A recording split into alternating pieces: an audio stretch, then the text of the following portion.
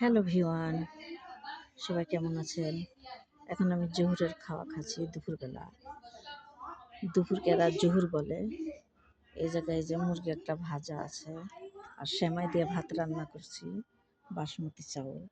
এটা পাটের শাক ঝোল করে রান্না। এটা পাটের শাক মুরগি দিয়ে। এখানে সালাদ, ঠান্ডা পানি, একটা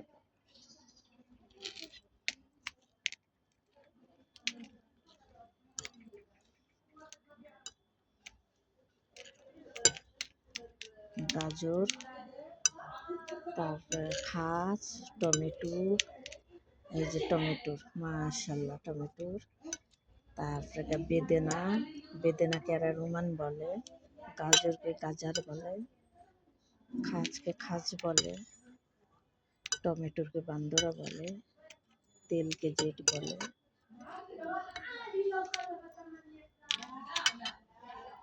সবাই ভালো থাকেন, আল্লাহ হাফেজ।